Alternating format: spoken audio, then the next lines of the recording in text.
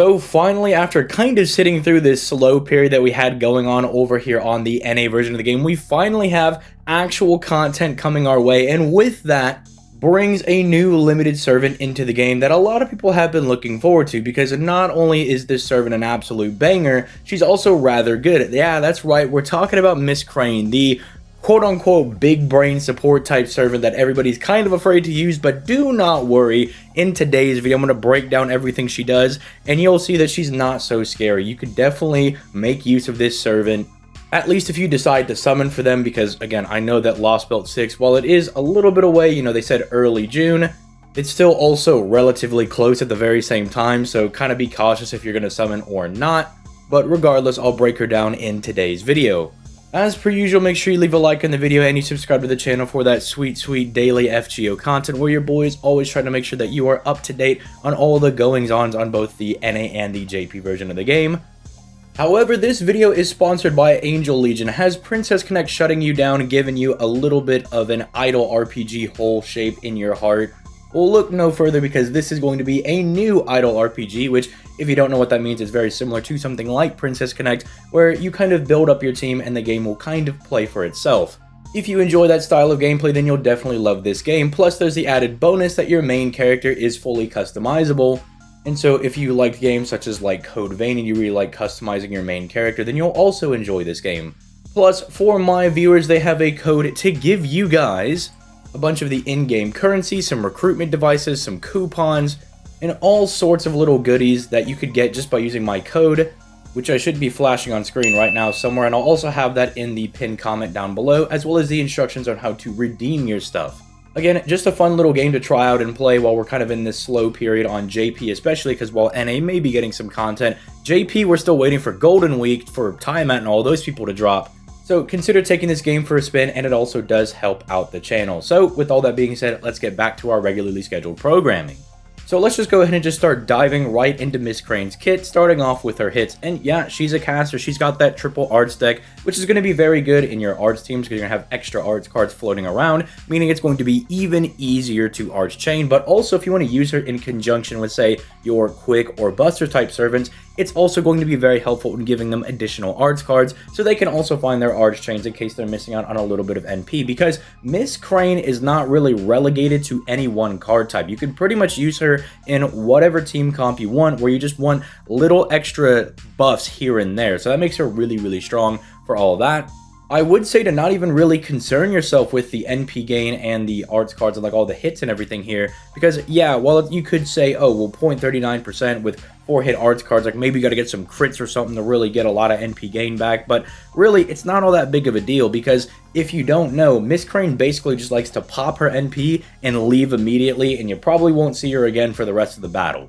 And so honestly, this is one of the few servants where they could have really just done whatever they wanted with Miss Crane. They could have just given her whatever hits and it really wouldn't matter, because of how well they built all of her skills. So let's just start diving into those skills, starting off with skill 1.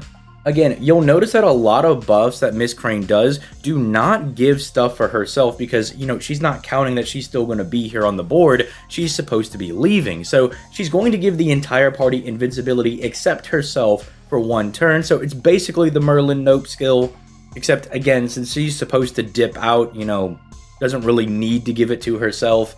Then she's also going to buff their critical star generation rate by 100% for 3 turns. Now, if that doesn't sound crazy, if you've ever used Caskill, that's the same crit star generation buff that he gives to the entire party, and she also is doing that here for 3 turns.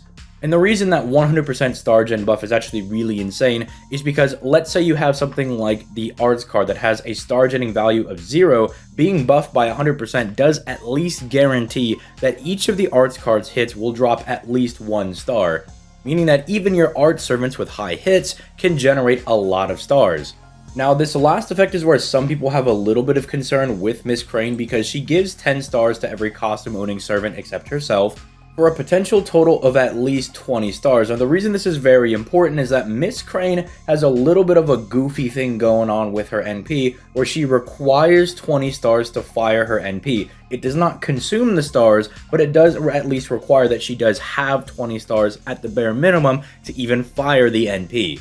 This caused a lot of concern when she dropped initially on the JP version of the game, because they were like, oh, if we're not using costume servants, we can't immediately fire her NP and start getting things going, which is kind of the appeal of using her. But at the same time, you could use literally any CE that bombs like 20 stars at the very beginning of the battle, and you could fire her NP from there, of which we've gotten quite a few. You know, we have the OG one, the golden catches the card, but we also have the one from Oku that is also able to do that, and we're going to keep getting CEs like that, so don't worry. Even if you don't have one for whatever reason, you'll be able to get one in the future. And fortunately for her, that's really the only demerit that she's actually got. I mean, if we move over to the second skill, you see that she's got a 100% battery and is then able to taunt everybody else in the party except herself while taking 2,000 damage. Now, you may be wondering, well, ZTL, you said that like she has no other demerits, but she's dealing damage to herself. Again, remember, she's going to fire this NP that is 100%, by the way, so she can auto-charge her NP whenever she wants, and then it doesn't matter how much damage she's dealt to herself, because again, she's just going to dip. Now, here's kind of one of the fat brain things you can do with Miss Crane. Because she's taunting the other two members of your party, whoever you bring in from Miss Crane's NP is basically not going to be targeted for 3 turns. So let's say that you've got like double Castoria and you're going to have Miss Crane swap out for, I don't know, Ryder Mordred, whoever you're using as your DPS, right? That person is effectively not going to be targeted for attacks or really anything in general for the next 3 turns. And that is definitely something to keep in mind of, and it is a very, very nice effect because let's say you're using like a Berserker or something, someone who could be a little more fragile. There's the recently released Galatea or Vlad. I mean, they have survivability, but at least humor me on the fact that they are Berserkers, right? And they could get folded really, really quickly. You at least keep the pressure off of them before you could start building up during the fight. This is also really good in Buster setups where, say you're using Merlin, and you guys know that Merlin takes like an NP or 2 to really start getting in the cycle of just not being able to really die. So this can be really nice if you're, say, I don't know, plug suiting in Kintoki. I don't know why you're using Kintoki, but you know, you're using Kintoki. A Berserker who does not have a whole lot of survivability, you can at least buy him some time by allowing, like, say, your 2 Merlins to kind of establish their NPs before Kintoki can even be targeted for attacks. Now, the only time this goes out the window is if they have, like, AoE attacks. At that point, you know, Miss Crane can't do anything about that. But again, it's still a very, very nice effect that I don't see a whole lot of people talking about because, again, it's tied to the battery skill. The 100% battery is kind of crazy, so yeah, I can understand why people would be going a little bit nuts over that, over the taunting thing over there. But again, I still think it's very, very nice. Finally, there's the third skill, and the third skill, I suppose the logic behind it is that, like, Miss Crane can plug suit out and buff people with, like, her NP, and she can buff them with the third skill before she dips. But you could also have this idea that, like, when she dips, you bring in a secondary DPS, something along those lines. But this would be for the first guy that you're using, because obviously, when she's in the back line, you can't have her use this on whoever you're plug suiting in. So if you're going to be using this on someone who's already on the field, again, let's say in this scenario, we're doing, like, main DPS is in slot 1, Miss Crane's in slot 2, then we've got Castoria. You could slap all this on here, and you could have Miss Crane plug suit herself out for another Castoria, right? So like there's a lot of fun stuff you can do with her.